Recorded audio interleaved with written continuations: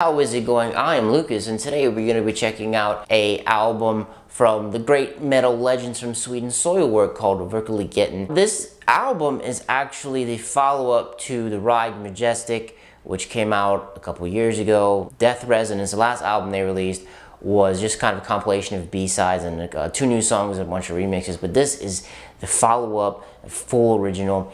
Now, Speed, the lead singer, Anderson, the guitar player, they're in another band called the Night Flight Orchestra, and they just came out with a new album in June of last year, and a lot of that type of stuff that they do there, it definitely carries over into this album. So you're gonna hear me reference that as we go through. So Verkligheten is actually the title track, it's the opening track. What that means is it means reality in Swedish. It is an instrumental. It's just kind of a quiet medley, lead melody that goes on, and what it does is it leads right into the next song, which is Arrival. Now this starts with a heavy dose of blast beats. There's blast beats all over this album. It has a very in-your-face verse, which is you can have this all over the album. It has a very laid-back pre-chorus. And the chorus itself is actually the intro riff. It's laid back guitars to blast beats, and they do that a couple different times in the album. And it sounds odd, but it sounds cool at the same time. We have a little post chorus section that goes on, then we go back to the heavy verse. Then we have another pre-chorus round, and then we get a little clean section on bridge in through the song, which goes into a ripping solo. We got some harmonized leads going on, and then the song ends on another chorus round. This song, Arrival, is so good. It's such a good song to kick off the album. The next song up is going to be Bleeder Despoiler. This song bleeds in from Arrival, and it has a funky riff when it first starts off. It has some minor second stuff going on in the verses, so it's very crunchy. The chorus is very laid back again. A ton of that on the album. You have a mix of clean and growls going on. You got another verse chorus round, and they also change up verse on the second time. You have a little bit more extra guitar work, which is nice. In this album, they paid a lot of attention to detail. Things usually aren't the same, played the same way through twice, so you'll have things that change and make things different just to keep things fresh. Then towards the end of the song it shifts to a cleanish laid back part. It has a nice little lead line which can get stuck in your head. There's a ton of melody on this album. A lot of the songs that do that. Overall, this song is another enjoyable, strong song coming in at the top of the album.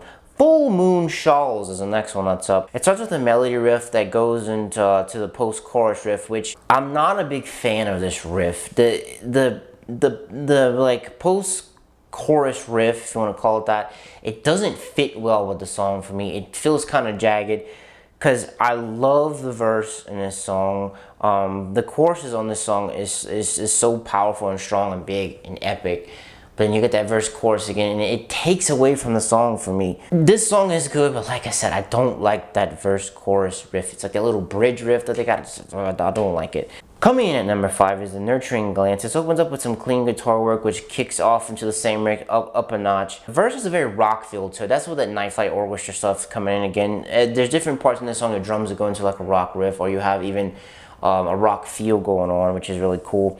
And you have another powerful verse, another verse chorus round, which takes us back to a laid back melody after that, and then we have a nice little laid back solo in the first half. Then it goes off and crazy in the second half. Then we go back to the chorus, and the song ends on like a coda chorus. They change things up a little bit. There's another song with a nice little mix of elements. You have some cleans, you have some growls, you have some violence, and you have some beauty, which is what Soilwork is definitely so good at. And the next song up is When the Universe. This song starts off with some cool like synth sound that's going on and a guitar melody lead, and then of course the drums kick in with those massive blast beats. Again, the verse is very thrashy. It's very much like the intro with lots of blasts. You got another verse chorus cycle. Then we take a massive step back. We have their song is very laid back, but you just have some screaming vocals layer on top, which is really cool because you don't see that very often in a lot of other bands I listen to anyway. It's laid back and relaxing, and then the song kicks back up, kicks you back in the face again, and the song ends on the chorus with the intro cycle song sending us out. Once again, another good song. There's so many good songs on this album. Speaking of good songs, the next song that's coming up is Stockland Go, which it means like steel bird, more like a plane. in Swedish. This one features Alyssa from Arch Enemy. This is another song that I kind of had a problem with. I love the chorus in this song. It's so big and epic, and Alyssa's voice and Speed's voice go so well together. But when we're going from the verse to the chorus, the energy of the song kind of stays flat. And in this song, there's constant eighth note double bass through the entire song, which is cool. But the song itself is good, but I don't like how the energy doesn't flow from the verse to the chorus, and it doesn't like lift up. It just kind of stays the same, and it takes away from the song for me for some reason. I don't like it a lot. The next song up is going to be The Wolves Are Back in Town. This one starts right on the verse. It's one of the only songs in the whole album that does that. It doesn't have like a little intro. It has a very poppy chorus and a very rock feel to it, which is nice. It transitions into the verse, chorus. The transition into the verse and the chorus is kind of like we've been having, same thing with Stockland Go. It doesn't give you a definite, like, hey, here's a verse, hey, here's the chorus, which is sometimes it can be cool, but it just kind of bleeds in. But it's not as bad as Stockland Go. The bridge of the song is very heavy, which is a good contrast from the other parts of the song, which it gives away to a short solo, and once again the song ends on the chorus. I like the vibe of this song. The chorus is very catchy. There's plenty of melody and very catchy throughout this whole album, and this verse is really good. Just not too keen when we're going from verse to chorus like a couple of other songs. Witten is the next song up, number 9. It starts with a lead guitar melody, which is nice and happy. Now the verse is nice and thrashy, which has a very long pre-chorus section, which is really nice, and it sets up the verse well. We have another We have another verse-chorus round. We have a short little bridge, and we're back to verse-chorus. Once again, good song, but transitions are a little weak. When I'm talking about transitions, once again, this is when we're going from verse to chorus, when we're going to different sections of the songs. Now, number 10, The Ageless Whisper. This song starts with some clean guitars. You have some subtle voices going on in the background. It has a long build-up, one of the longest builds up of the whole album. Verse is driving, it has a lot of energy. Same thing with the chorus. It's one of the more happier sounding songs, I guess you could say. It's epic, but it's driving. The verse chorus cycle, I mean, when it comes down to clean guitars, we have some little synth solo going on. Then we get a nice little guitar solo in this song, and once again ends on a chorus round. Number 11. This song is gonna feature Tommy Jostein from Amorphous. The song fades in slowly with some strings and some guitars. The verse is very thrashy, chorus is full of blast beats. After that, we get into the verse chorus cycle, then we get a bridge and another guitar solo, and then the song ends with lots of blast beats on a chorus cycle. This song is good. Tommy's vocals are cool on here. It lends to the overall song. In my opinion, maybe should have put the song last, because it's a very strong song, but I'm not too keen on the very last song. Anyway, so number 12, You A Quiver, which is going to be featuring Dan Shelton. This one starts with a clean type of guitar riff. It has a very rock intro. This song, it's okay, but I find it kind of drops the ball a little bit.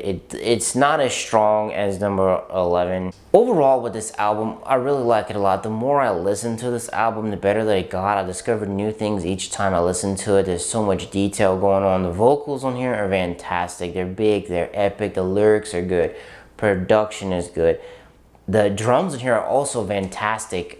There's so much blast beats, and he switches from style to style with ease. My only real complaint with the album was changing some of the transitions from the songs. Could have used a little bit more work, which kind of surprised me considering how much detail and how much everything's thought out on here. And on Stockland Go, like I said, I don't know, it bothers me because it reminded me kind of, I'm going to be crucified for saying this, but sometimes in country, they do that. The energy from the verse to the chorus doesn't really soar up enough. At first, I thought Stockland Go, I thought the issue was the drums that didn't transition, but it's just the overall composition of the song. The drums were fine in it. Stockland Go is still a good song. It's just that type of thing bothered me. So I originally was going to give this a 4 out of 5, but I think I finally decided on a 4.5 out of 5. It's great to start off 2019 with a very strong album. This album is very great. It's probably going to make my top albums of the year. There's just so much that goes right with it. They do a lot of things right. It's fantastic. Like I said, I discover something new each time I listen to it. So enough about me. What about you? What did you think about this album? Did you love it? Did you hate it? Let me know in the comments down below. As for me, I'm gonna have to be out. Peace.